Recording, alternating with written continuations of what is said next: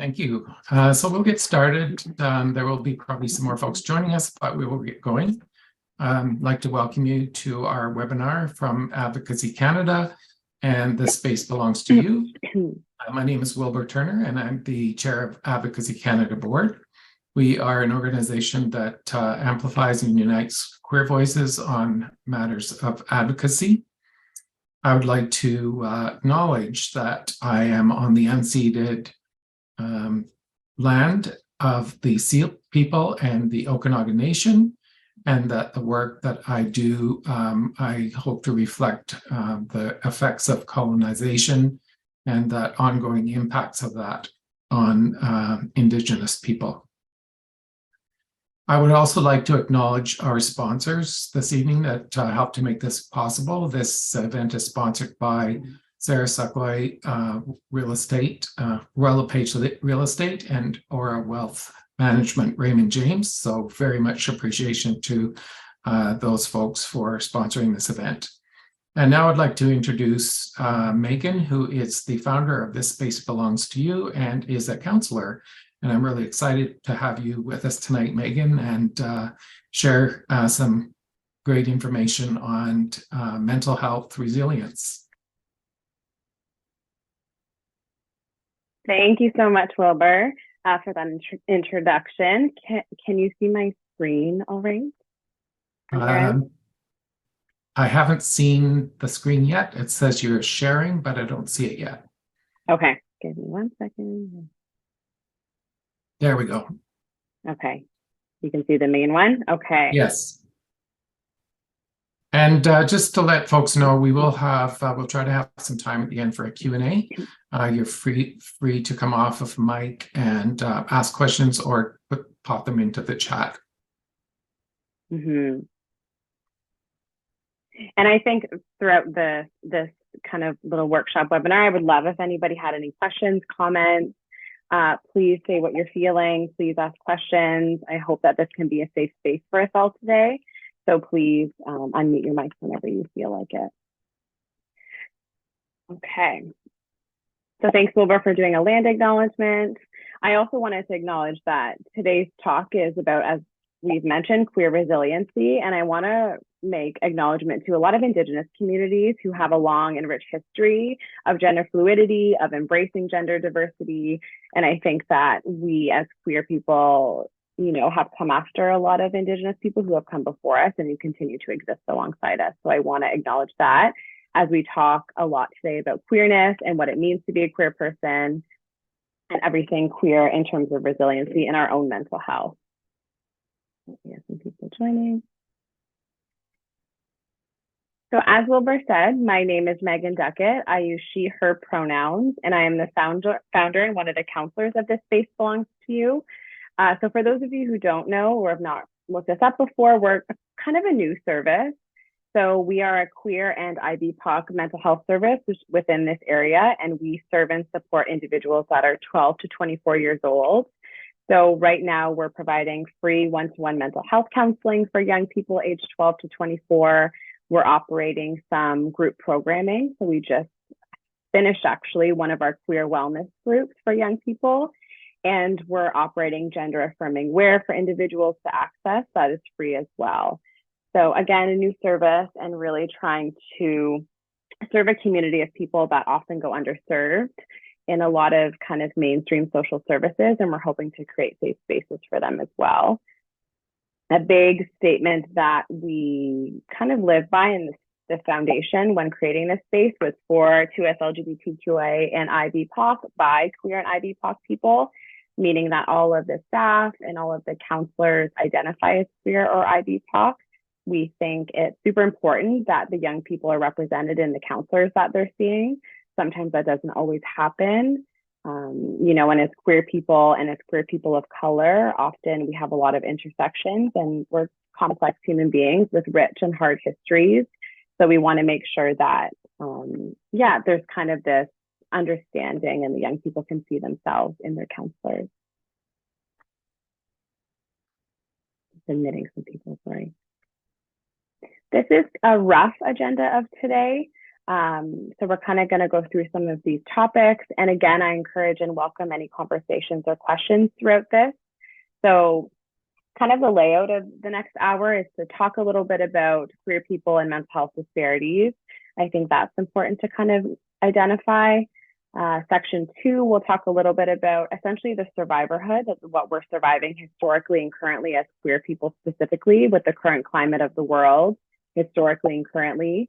I want to talk a little bit about that impact. I think a lot of the time we're seeing what's going on TV, on social media, we're reading about it, and sometimes we as queer people will stop and we'll think and we'll stop and we'll process what's actually happening, and it's actually quite harmful to our own mental health. I talk to a lot of young people at This Space Belongs to You, and it's very impactful for them to see what's happening in the world. And we'll talk a little bit about, again, the emotions that come up for that. And then we'll move on out of something that is a very hard conversation to talk about into resiliency and what that looks like as queer people, and kind of in relation to what survival is. We shouldn't have to be surviving the current climate of the world. And we've historically had to fight and survive systems that were not made for us and that were essentially made to oppress us. And out of that, we've had to be resilient. There's kind of no other choice. I do believe that we shouldn't have to endure these systems, and the sign of resiliency should be policy changes and changes in the world, as I'm sure we all can relate to. And then moving on, talking a little bit about taking care of ourselves, and of course, community and celebration. As we approach Pride Month here in Kelowna, I think that's a big area for us to connect. Sometimes a lot of us can feel isolated and feel like these emotions come up for us in our own homes as we're sitting and scrolling social media and reading about what's going on. So coming together and celebrating the beautiful things for us as queer people is super important. One of the most important things, I think, for our mental health. And then we'll close. Okay. So this is something that I sometimes do with young people, actually, when they have something hard to bring up in session. So an emotional anchor is essentially something that can bring you back to a point in time. So to reground ourselves, if we're talking about things that are really hard, it can be a feeling. It can be something that creates calmness for us in our bodies. Identifying that today, like on the next slide, we're going to be talking about some of the disparities and some of the violence and harm that's being done against the queer community. So I'm going to give everybody a few minutes. And again, this is optional if you would like to do it. So I encourage everybody to write down a memory, an object, a smell, a thought, or imagine a safe space that you can come back to if you start to feel overwhelmed and you need to reground. In the clinical world, we can call these anchors, whatever you want to call it, whatever feels right to you. So just take a few minutes and write that down. So when you're feeling overwhelmed by what we're talking about, maybe you can come back to it. Megan, are you doing slide changes? Because we're still seeing the first one. Oh, it's not working? Oh my goodness. Yikes. Okay, sorry, let's try again. This whole time, oh no. We just saw the first slide. Oh no, okay. Let me try again, sorry.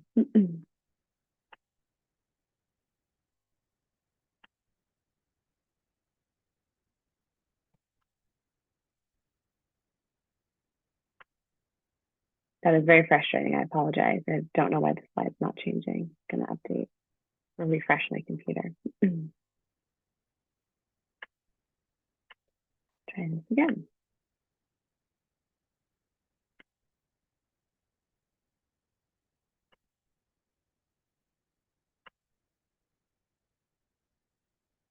Is everybody seeing this now?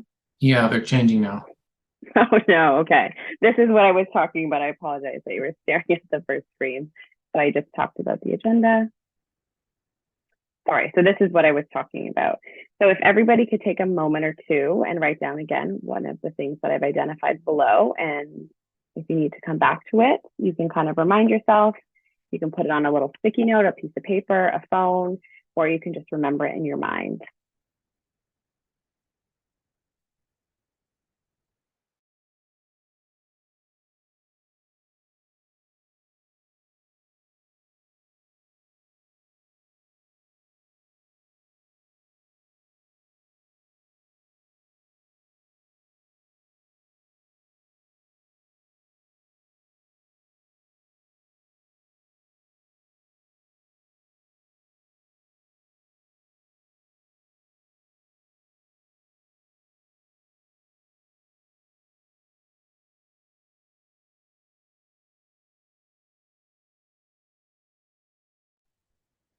And again, I use this a lot of the time.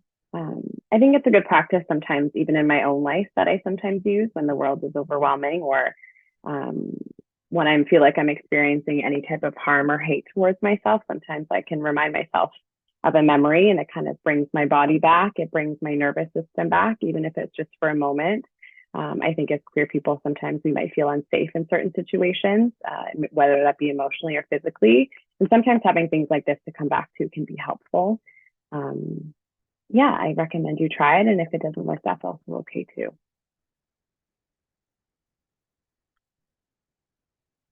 So wanting to talk a little bit about the queer mental health disparity. So these are just a little bit of statistics.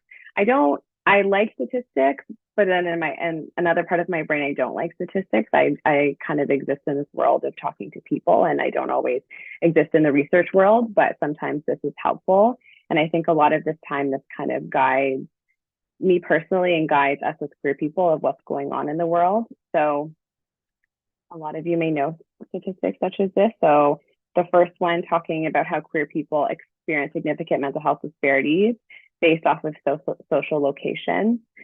Social locations meaning your gender, your socioeconomic status, where you live, any type of race, any type of religion, anything that kind of adds to you as a human. And we're complex humans. So again, queer people experience higher rates of this because of their social location.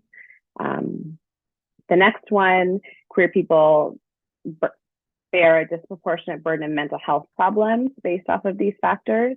That can sometimes lead to trauma, discrimination, anti-queer hate and abuse.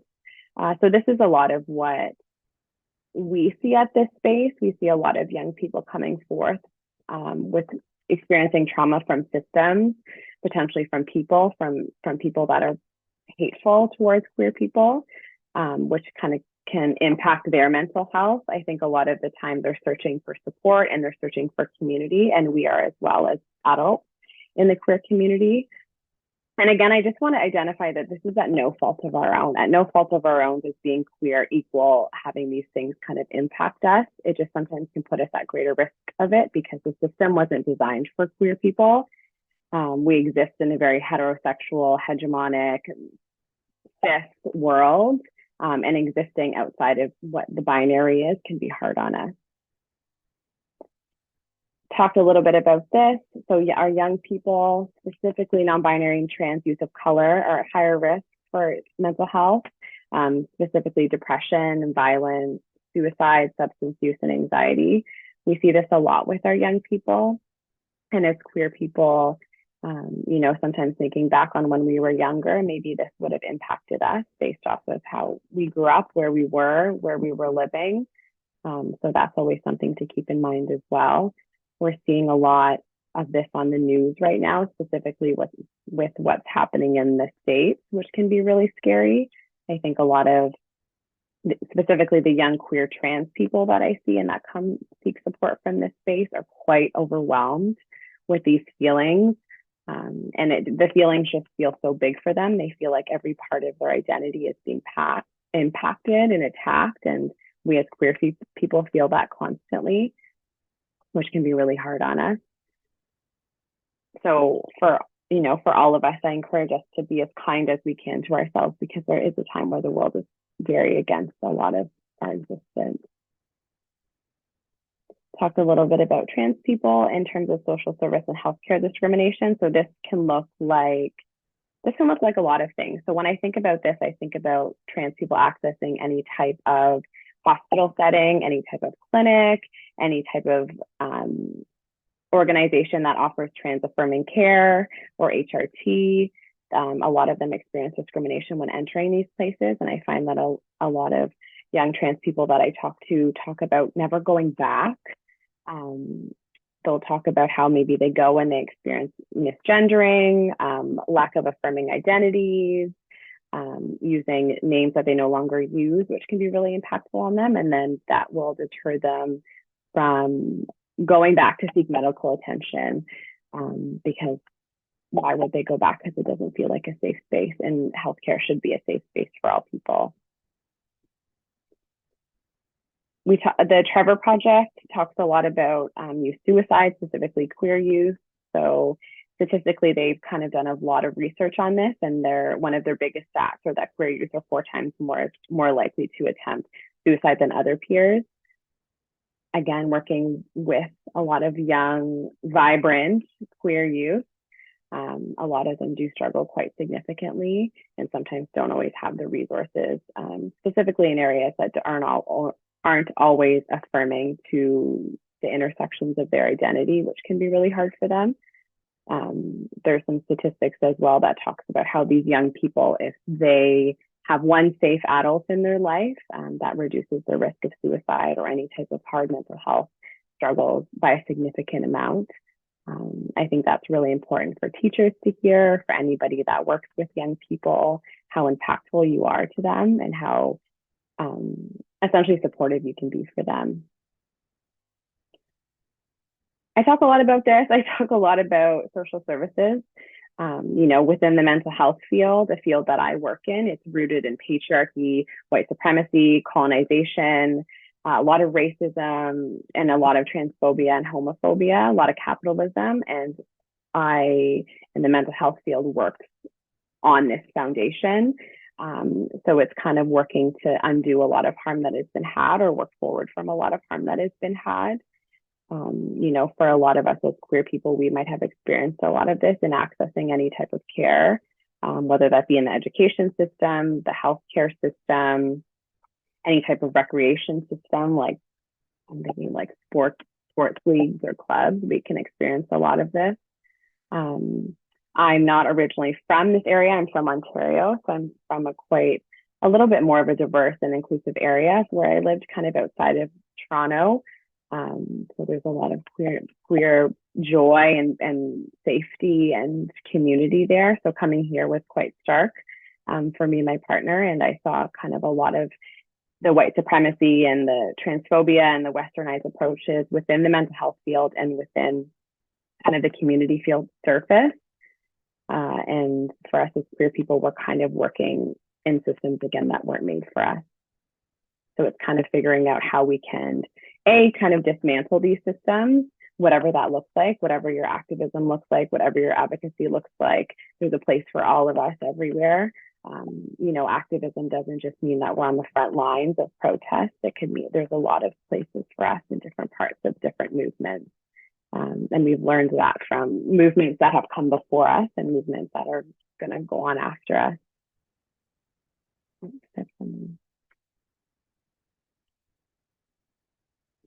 So just this is a lot of what's going on right now. Quite hard, quite impactful. And this plus a lot more. I'm not saying that this is the only thing going on because that's not the truth.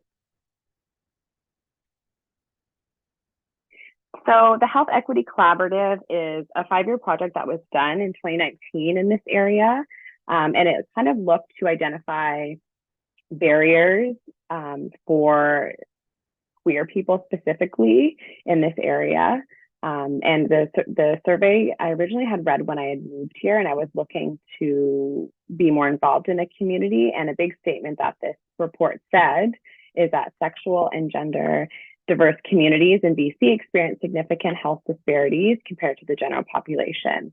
We know that, we talked about that, we live that every day. Sometimes it's hard as queer people to see statistics that are about us because we're like, we know this is happening. I experience it. My friends are experiencing it. My community is experiencing it. So I think with this comes hopefully more calls to action because something has to change. And this is quite a recent study. So to know that this continues to go on and precede us is quite scary.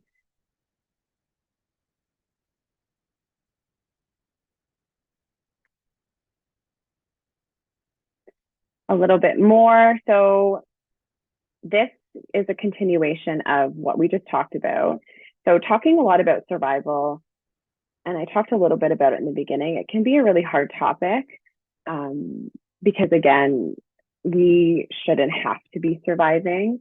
We have survived for so long based off of the harm that has been done to specifically queer communities. There's been a lot of pioneers that have come before us, that will come after us, that have survived. and have, made way and made a lot of safety for us who are existing today as being out and queer. But they shouldn't have had to survive it, and we shouldn't be having to survive all of these things right here and kind of all of these things that are identified here. There needs to be a shift and changes. I know that we're all feeling it. We all can only do so much. And sometimes we just need to get through the day without feeling impacted by what's happening for anti-queer hate. So these aren't all of the things that, of course, that are going on. I just wanted to touch on a few things. I also didn't want to spend a lot of this talking about the terrible things that are going on in the world. So the main things that I've identified is the conversion effort, which has been around since the early 1950s. And this was a number that came up from UBCO, actually. So I thought I'd pull a kind of a local number that 20,000 Canadians have experienced some form of conversion therapy. Historically, it's still going on. It still continues to happen regardless of government bans, and regardless of kind of impacts that has happened. I personally know people that have experienced forms of conversion efforts. It's been quite impactful. I've talked to a lot of young queer people that are still kind of undergoing some form of religious conversion or kind of religious conversations in relation to their queerness, which can be really hard. Sometimes we hear that conversion efforts aren't happening anymore, conversion therapy is not happening anymore. And I think that it exists, and it exists in different ways, whatever that can look like. And the ongoing impacts of the survivors of these, the mental health can be really impactful as well. And these queer people should not have had to survive any form of conversion effort. The second point, this would be a big one. Recently, specifically the billboards in Kelowna. I'm sure we're all aware of them. Thank goodness they're down. But how harmful that is. So any type of anti-queer messaging for us is so harmful. And I think that often, sometimes we'll push it aside. And then one day you're thinking like, wow, I've seen all this harmful messaging that is impactful on my mental health. So the biggest one being the billboards right now.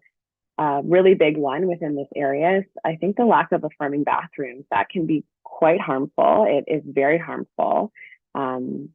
And can sometimes translate to anti-queer messaging, saying, that gender diverse people have to use binary male-female bathrooms, which is not okay. Another anti-queer messaging, a big one right now, is the trans athletes in sports.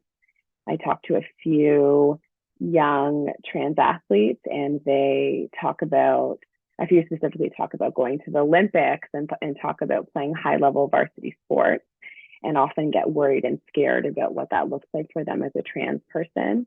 And if they sometimes are feeling like that sports and athletics is not a space for them because it's rooted in so much patriarchy and cis heterosexual ways of being, which can be hard on them. Lack of books in schools and libraries. This is a hard one as well. I think a lot of what we're hearing is the removal of books in different libraries, and the advocacy of people that work in the libraries to keep these books. My mother's a teacher and my sister is a teacher as well. And I think we see the importance of what these books are like for young people.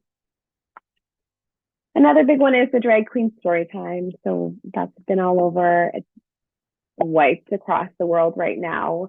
And that is quite up there in what's happening right now. And I think that's a big anti-queer messaging. We're hearing a lot about what drag queens and queens are looking to do with working with young children, and that's harmful.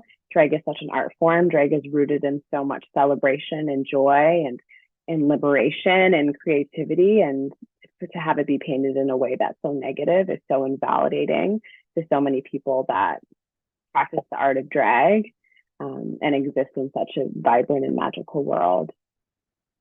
And of course, all of the anti-queer protests, you see a lot of this in Kelowna. When I first moved here, I think it was quite stark at how loud the voices were here, how loud the anti-queer messaging voices are. But I also always like to say that, yes, those voices are quite loud and it's quite harmful and it's quite violent, but the queer voices and the allies voices is vibrant, and they're just as loud. And it's a strong queer community here, and that's been just so liberating to see. Talked a little bit about this, all the anti-queer legislation that's happening in the States right now is very scary. And I think a lot of, specifically, some of the young people that I'm working with are struggling to understand the difference of laws. I think a lot of them sometimes are getting scared, like, oh, this is a US law, but it is also in Canada. They're just learning about the government system, but it impacts them in every realm. Violence against queer people, this has been long-standing. This is where survival comes from. This is where liberation comes from, because there's so much violence here. As queer people, this can look like physical violence. This can look like verbal violence. This can look like harassment and stalking. It can come out in all forms. It can look like messages online. I think we're in the climate right now of social media and sending people messages on computers, and we're reading them, right? And it can be hard, right? And then the last one that I have right here is the medical mistreatment. So many queer people experiencing any form of discriminatory treatment and lack of affirming care within healthcare. So we talked a little bit about that before. I've heard stories of, trans people going to the doctor and exploring HRT and HRT assessments and being completely invalidated by doctors, completely invalidated by healthcare professionals at the front door or during their visit, which we know is very, very harmful, very invalidating. And then in terms of, which we talked a little bit about earlier, the healthcare discrimination, sometimes people won't go back, which is not fair and which is not okay. And the list goes on, of course, as we know.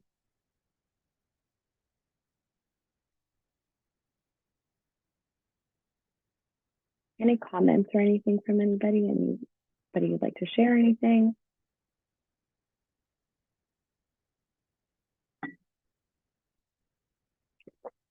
Okay. So when talking about the disparities, when talking about what it means to survive, I think, again, survival can feel powerful, and it also can feel like we as queer people should not be having to survive anything. We should be able to exist freely. We shouldn't have to have this strength about us that also creates fear for us as well, and the systems need to change. So that in a world, in a liberated world, in a transformative world, I wish and hope that queer people aren't surviving and we're living. So what this can look like, and I think some of the things that I wanted to talk about today, and thinking about yourself, as queer people, if you identify as a queer person, is what all of these things that I just talked about, how they show up for you and what they potentially look like for you. And they can look so different. I think that the impact of what's happening and any type of anti-queer anything manifests in our bodies so differently. A big one that I've heard a lot of lately and can feel personally is some anxiety in large spaces, seeing what's happening in the world, the violence against queer people at such significant and high rates. Sometimes it can make us feel anxious, and anxiety can feel like our heart beating too fast, feeling sweaty, feeling trapped. It can also, anxiety in the large spaces can sometimes, people will describe it as feeling super hypervigilant. So looking when you're entering some type of large space, maybe it's a movie theater, maybe it's a concert, you're kind of looking around to see where an exit would be, to see where your friends are. Anxiety in large spaces can sometimes look like continuing to check in on your friends again to see where they are, and potentially even wanting to leave, potentially feeling so uncomfortable and feeling like you can't manage to be in that large space. And that can potentially be based off of the fact that we're seeing a lot of harm being done in these spaces. I think for some of us that were maybe at the Trans Day Visibility event when the fire alarm went off, that can be an example. I know for myself and a lot of people I was surrounding, it was a big peak in our anxiety and a big peak of our worry of what was happening. Even though nothing was happening, it felt like something was going to happen. And that's because we're triggered based off of what's happening in the world and our bodies are activated, and that's okay. Depression, I think, again, can manifest and show up in different ways for everybody. Specifically, us as queer people, like I kind of mentioned, are every part of our beings in different aspects of the world and different aspects of people's narrative is being targeted. It's hard sometimes to be queer, and it's hard sometimes to have good mental health, and that's okay. And sometimes we can feel depressed and sometimes we can feel low. I think a common thing that I hear within my work is low motivation and hopelessness. I think a lot of sometimes the young queer people will say, why should I even do this? Like, why should I even dress like this? Why should I even be taking my HRT? Why should I even be going to school every day when I'm being bullied? Why should I connect with community when everybody hates us? And it's quite sad. It's very heartbreaking to hear these things. And I think that the impact sometimes can wash over this proudness and this joyness from being queer people, which is really, like I said, heartbreaking. And depression can show up at different times. I think for a lot of us, and I'm speaking generally, I don't mean all of us, the wintertime was hard. The darkness was hard. There was so much going on, and it was dark at 4:00. So sometimes for us, that could look like depression or higher rates of anxiety. Isolation is a common experience, and something that I hear often, can feel often, that we feel like it's us against everybody. And again, going back to the survival, we're surviving on our own. Even though we know we have a large queer community, even though there is a large, vibrant queer community and people that would hopefully show up and chosen family, it can sometimes feel very isolating. And sometimes it can feel very isolating in your own feelings. Like, I am the only person that's feeling this. And we sometimes can retreat, and that's okay. Sometimes when our mental health is impacted, we don't want to reach out for help. Reaching out for help is hard. Reaching out for support is hard. Telling somebody you're not okay is hard.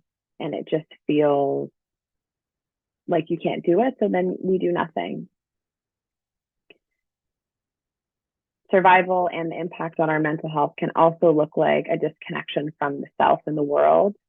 So I talked a little bit about how sometimes the people that I talk to will talk about feeling disconnected from their self as a queer person completely.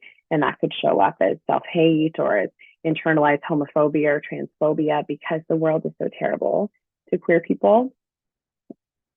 And sometimes that can look like disassociation, completely disassociating from ourselves. And in terms of disassociation, that's a protective measure. It's a survival measure that we do as human beings. When we feel too overwhelmed, our bodies can say, nope, I can't be in you right now. I can't experience what's happening right now. I can't manage it right now. And we'll completely step out of it. This is a super valid and okay thing to feel. Sometimes it can feel scary. And if you've ever experienced this before, it can feel overwhelming. It can sometimes feel like you're watching yourself from third person, or some people will define it as feeling like you're in a movie. I hear that often, feeling like you're in a video game, feeling like your physical body is not real. And again, this can be an impact from what's going on in the world and how that impacts our mental health. Talking a little bit about this, internalized hate of self. I realize that grammatically doesn't really make a lot of sense. And this is what I see a lot with the young people, a true deep hatred of self, which is so hard to see and so hard to feel, because all the things that we kind of talked about is invalidating to everything that is our queerness. So sometimes it can transform into us hating ourselves, or not being proud of ourselves, or not feeling like we have to embrace ourselves, and going back to that feeling of maybe depression and lowness of, I don't deserve to feel these types of ways. And again, as I mentioned a few times, we exist in a world that's very cis and heterosexual and patriarchal and binary. And when we exist a little bit of outside of that binary, sometimes it doesn't feel okay to the world. And we internalize that, even though it's not our fault, it's the system's fault, it's the world's fault. The world wasn't made for queer people. And the bottom right here, I think a common word that you'll often hear and is often kind of said in the mental health world and said in all world actually is feeling triggered. I like the word triggered. I think sometimes the word triggered, it almost feels so abrupt, which it can be, but I think with a trigger, sometimes it feels like there's no control. Like when I think of a trigger, I think of just like something going off and having no control and not knowing what's happening and not being able to kind of bring yourself back. So sometimes I like to use the word activated. It feels like there's a little bit more control over the sense of self, knowing that our bodies can feel activated by something that has happened, meaning that could, or maybe our heart rate goes up, maybe we start to disassociate, maybe we start cleaning, so vigilantly, maybe we start crying, maybe we have an anxiety attack, so our body is feeling activated based off of something that happened. And activations or triggers can be people, places, things, sounds, smells. They can be, activated by a past memory or something that has been experiences that comes to light or comes to the front of your brain in a moment based off of anything. A lot of the time with activations or triggers, it probably isn't the first time that we've felt that. Our body is probably familiar with such a feeling like that, and sometimes we don't know what to do with them. So for example, going back to the example of being at the Trans Day Visibility event, a lot of us were potentially feeling activated or triggered when the fire alarm went off. And that could be in relation to, any type of hate that you've experienced in your life as a queer person and all of the anti-queer propaganda and voices that are going on in the world right now. Those exist in our bodies. Those fears exist in our bodies. They're hard to separate from.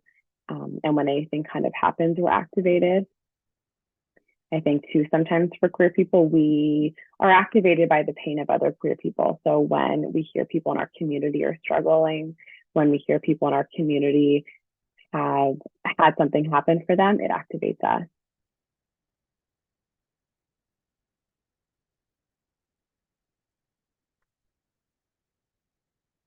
Okay.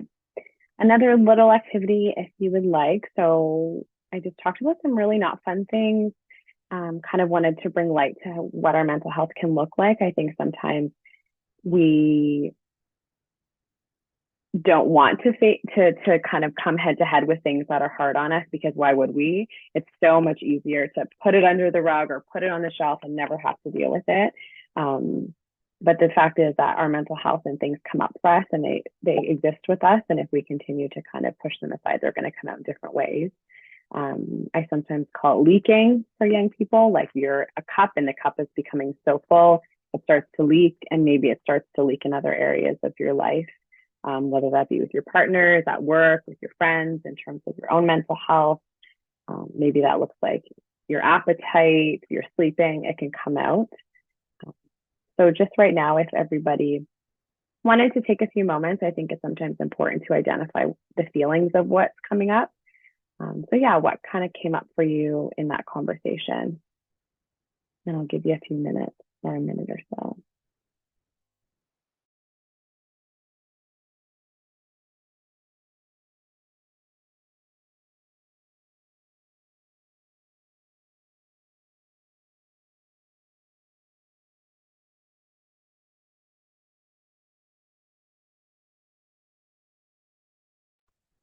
And if anybody wants to share in the chat or say some big feelings that came up, I kind of identified some down below.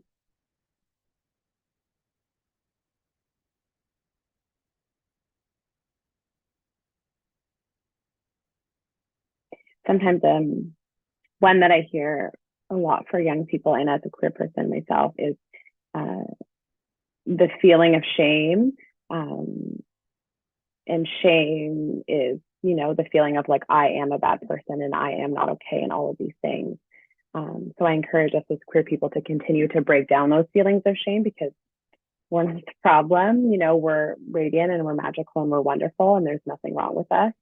And shame can be quite a crippling cycle. So I encourage you, if you're in kind of a shame cycle, to, be compassionate to those parts of yourself, and to do what feels right, to kind of step out of that cycle for a moment.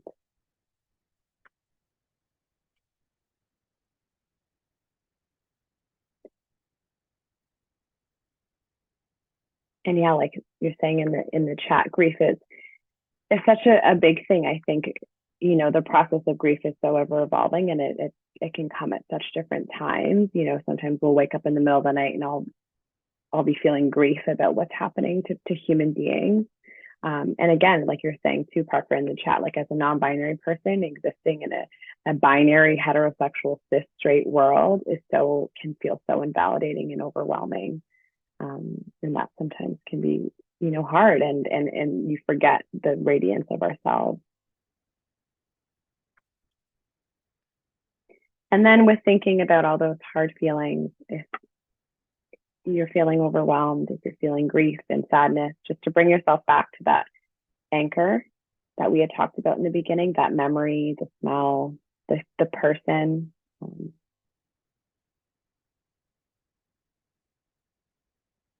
And again, I encourage you, if you feel like this is a helpful practice, to sometimes have it, put it in your toolbox. Sometimes it works, sometimes it doesn't work at all. Okay, let's talk about resiliency. We talked a little bit about survival. We talked about the impact on our mental health and what that can look like and how that shows up. Resiliency is a word I love. It's powerful. It feels like it's based off of so many queer pioneers that have come before us, that has survived and has built resiliency. Again, we live in a world that we shouldn't have to survive and we shouldn't have to be resilient, but we are. I want to acknowledge that I believe, I might be biased, that queer people are amongst the most resilient. We have a long history with resiliency. I'm sure we can all think of wonderful and magical and powerful pioneers that have come before us, who have done a lot of work in the queer community, and who have marched and have rioted and have stood and have, used their voices in ways where it was quite scary for us and for them. And I think that we should always celebrate resiliency, resiliency being the human ability to recover or adjust to difficult conditions. I don't think there's one single definition of resiliency. I think it just can feel like power. And I feel like it can feel like power and empowerment in times and in a world that is hard, and it's hard to adjust to, whatever that can look like. Resiliency exists so deeply in queer people individually, but also queer people collectively. There's so much power in all of us when we're together. There's so much shared experiences, shared pain, and shared hope that exists between us, and it looks like resiliency. And that's what has moved mountains over the years. That's what has made change. That's what has brought, queer spaces into reality. That's what has done so many wonderful things. And that's what impacts our mental health, right? Like existing in the world, walking downtown, seeing a hateful billboard, and this part of us can anchor ourselves in those memories that we kind of talked about, and then B, kind of pull from a place of resiliency. It's like, I am going to be okay. And I trust myself, and I feel like I have capacity to adjust to what's going on.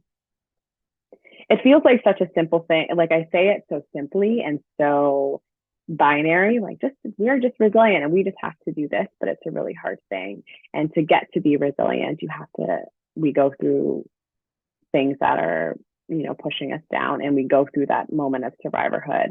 And sometimes we go between moments of feeling like we're surviving, because we always are, and feeling resilient. And sometimes the feeling of resiliency doesn't come up.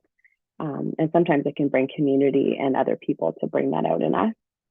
And I think that's one of the biggest points that I have on here is fostering resiliency is among our community, among each other. we feel safe together.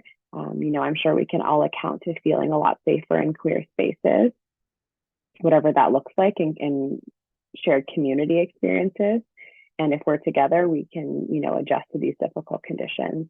And going back to the slide earlier that I talked about what the impact could be like on our depression, on our mental health, or on anxiety, the isolation, to battle and to combat these things is the resiliency and is the community and the safety, to combat isolation.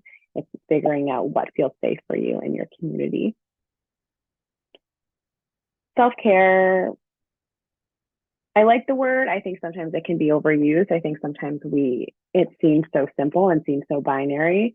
And as a queer person, I hate binary terms, but I put it down because I think that there is power in it. I was at a talk a while ago and somebody put the word of self-care so simply. They said, self-care is doing something over and over and over and over again until you feel a little bit better. And it seems so simple. It seems so attainable, and we know it's not always attainable, but I think that was something that I really appreciated hearing. So whatever your self-care looks like, your self-care could look like crying and being upset and sitting with your queer community and being angry. That's self-care too. Anger is such a wonderful and a powerful emotion. And I think that if someone's telling you not to be angry, you should be angry. And it can be a very transformative and healing feeling to have. Self-care can look like a lot of different things.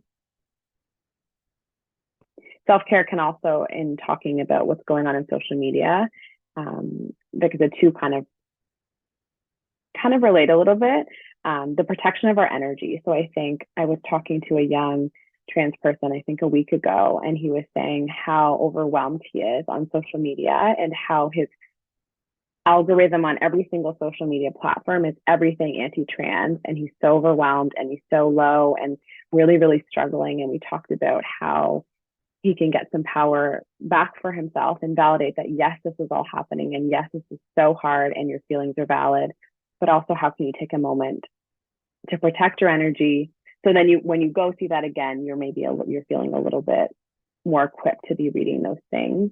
So turning social media off, we talked about, and changing his algorithm into things that talked about trans joy and trans celebration, because he had never really looked at a lot of that on social media.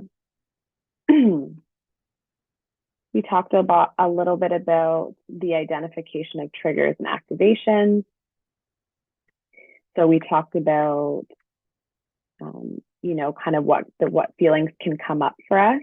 And I think that it's important for us as human beings and for us as queer people to identify what's going on for us or what potentially could happen for us when we feel activated or triggered. Sometimes it can be harmful if we don't know what we're triggered by. Sometimes we learn new triggers and activations every day, but it's important to acknowledge and listen to what's happening to our bodies, not ignoring if you're finding yourself feeling sweatier, if your heart's beating a little bit faster, feeling unsafe. Those are our bodies telling us that we need to do something and that our body needs something to re-regulate itself. So whether it being that kind of anchor that we talked about earlier, or whatever works for you, whatever feels good for you. For me lately, it's been the sunshine. I think that has really been quite transformative on my mental health, and I'm sure for a lot of us. So whatever we can do to kind of tolerate our triggers and activations, because essentially it's not going anywhere. Our mental health isn't going anywhere. Being activated and triggered happens to us as human beings. So the idea is not to get rid of it or how to get rid of those triggers or activations. It's how we develop skills, and our body develops these innate skills to tolerate them, to sit with them, to be okay with them, to not sit in them for as long as maybe we would have one day. So that's important. Challenging shame. We talked a bit about this. Challenging shame can look like, some compassion for part of yourself that you're starting to hate or you're starting to not like, because shame is the part of us that tells us that we are bad, I am not this. Embracing parts of ourselves that we might not love is a big way to challenge shame, and maybe potentially recognizing when we're in a cycle such as that. which sounds like such an easy thing to do, and it's not that easy. So I don't want everybody to think that it's very black and white like that, because shame is very, very powerful, very, very powerful, and it's a hard thing. And sometimes I encourage, or yeah, I guess challenge individuals to see how we can change shame to guilt, because guilty is the feeling of I did bad, and shame is the feeling of I am bad. So if we can turn it into I did bad, then sometimes we can kind of dissect what we think we have done in a way that might be more manageable. Our coping skills, again, a word used a lot. The way that I see a coping skill is a way to tolerate and to manage and to be able to handle the big things that happen in our lives. I think sometimes to have a toolbox. Toolbox sounds very just straight heterosexual, but it's also very lesbian. So I actually appreciate that. So in our toolboxes, in our queer toolboxes, it's important sometimes to have some coping skills or some things that we can come back to that might make us regulate our emotions a little bit more, or regulate what we're feeling a little bit more. Sometimes we can feel unsafe in our bodies with all the things that are happening, and it's finding ways to bring yourself back to safety, whatever your coping skills are. So whether that be music or walking or taking a shower in the dark, whether it be screaming into a pillow or going for a drive and screaming lyrics, whether your coping skills is journaling or talking to your friend, there's a multitude of things that we can do for ourselves. Time in nature is a big one for me. And I find myself feeling more grounded. I think nature is also good because I can kind of go away from the world for a little bit. And again, the idea is not meant to make these triggers and activations and these parts of our mental health go away. I often tell young people we're not robots. We can't just make them go away. If the idea is that we develop skills to be able to tolerate them so they're not so overwhelming or so crippling to us, that it leads to things like being in bed for months or any type of low mental health impact.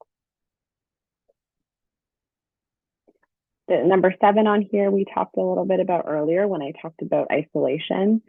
This idea of leaning in versus leaning out can be really hard. And this is sometimes ways that we can foster resiliency and foster taking care of our own mental health. So moments when we feel like we want to retreat from our own bodies, as we talked about earlier in the disconnection. And as much as sometimes we feel like we want to lean out from other people or lean away from other people, encouraging ourselves to lean into other people, to lean into our community, to lean into our chosen family, to lean into our coping skills and places that make us feel safe, to lean into things that bring us joy is a hard thing to do, but it's sometimes something that we can encourage ourselves to do instead of experiencing this on our own, which can be scary.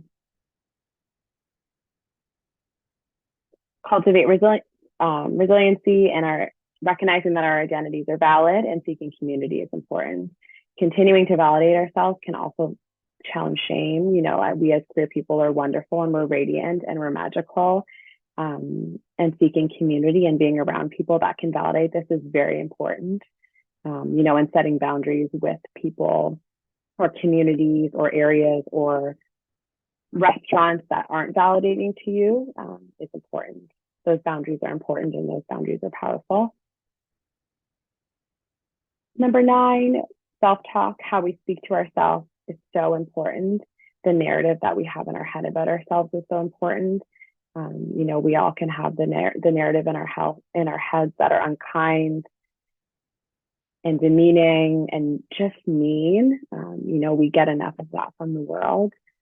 So I encourage, us all to continue to try whatever that looks like to be kind to ourselves, and whether that looks like challenging the negative thoughts that we have about ourselves. It's important. It can change the, algorithms of our nervous system based off of how we speak to ourselves. And, kind of bringing it full circle is continuing to celebrate our queerness, whatever that looks like, whatever that feels like, with community, alone, in your art, in anything that we're doing, it's important to celebrate. And with Pride coming up, this will be a wonderful time for us to celebrate, even though Pride's every day for us. This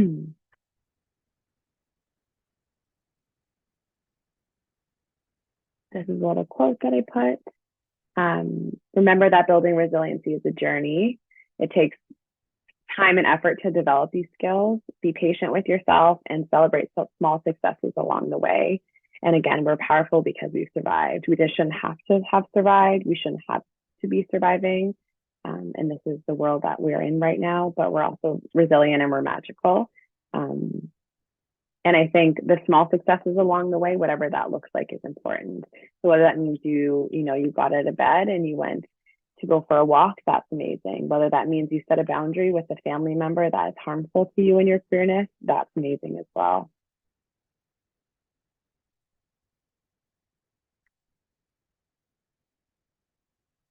Building community, we talked a lot about this. Just a kind of a reminder and something to kind of leave on is chosen family is important. We know how we create spaces of joy and pride is important for us. It's life-saving for us. It can be a safe space for vulnerability and connectedness. So I encourage us all to use our queer friends and our allies as support. And we talked a little bit earlier about what advocacy and activism looks like.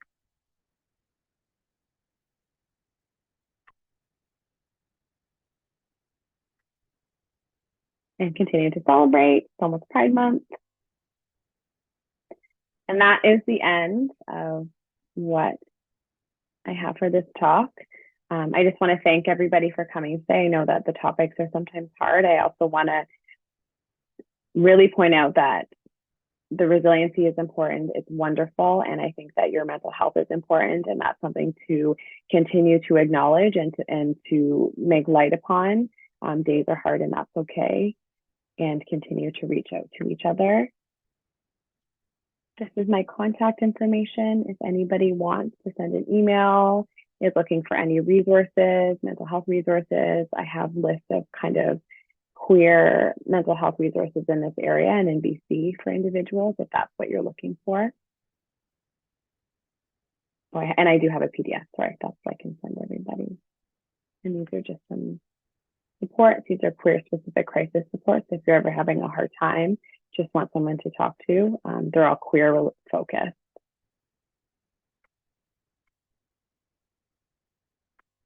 And that's all I have.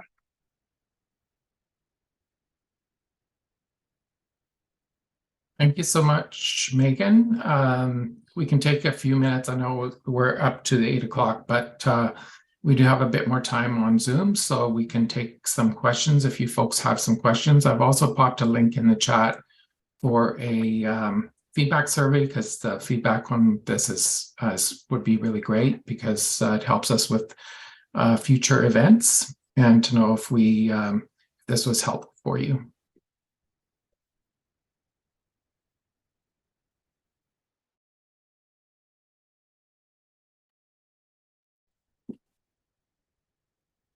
So feel free to put your questions in the chat or just come off mute and feel free to ask questions. One of the things that I feel that when you talk about resilience, Megan, is really acknowledging what we bring to the world as well, what our values, what the value is that we bring to the world, because sometimes we can forget about that, and we forget that we brighten the world for people in our circles. And there's a lot of folks, because we're an oppressed minority, we tend to gravitate toward jobs where we're helping people. We're caregivers, we're counselors, we're healthcare workers, hospitality workers, because of that empathy we feel for people. So it's really important to acknowledge that as an asset, and it helps to remind us that we're worthy.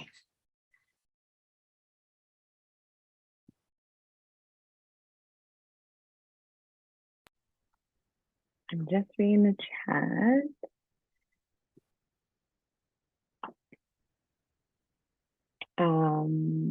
I can relate to that, Dee saying that struggled a little bit because experiencing solo discrimination. I can sometimes relate to that because I very much I have a lot of privilege, in the way that I look and the way that I exist in the world. So oftentimes it's not always me that's experiencing the significant discrimination. So I absolutely can relate to that. And Amanda, I see your question. We serve ages 12 to 24 in this area, like in the Okanagan area. And just to mention as well, I work for Health Initiative for Men, and we do have clinical counseling that we offer. It's on a web page called checkhimout.ca, and it's available to residents of British Columbia. And it's based on, the fee is based on income. And if you earn under $25,000, it's free. So you can go onto that website and check that out. It's really predominantly for gay, bi, queer men and gender diverse people. So check it out if that is something that resonates for you.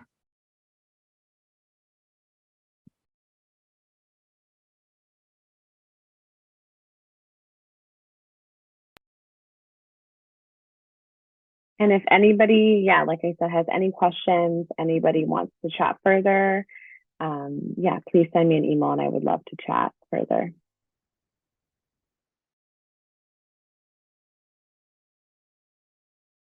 Any other questions, comments? I would like to take another opportunity to thank you, Megan, very much for putting this together. Really appreciate it. And the work that this space belongs to you provides to the community, which is incredibly valuable. And I would like to acknowledge our sponsors, Sarah Suckloy from Royal LePage and Aura Wealth Management, Raymond James, to help make this presentation webinar possible. And thank you all for taking time out of your evening to join us. We are recording the webinar, so it'll be on our website soon. So if you folks want to review it or go over it again, it will be there for you as a resource on advocacy-canada.lgbt. So thank you all, folks. Thank you so much, Megan. Have a good night, everyone. Thank you so much, Wilbur. Thank you, everybody, for having me. It's been an honor, and yes, appreciate it very much. Take care.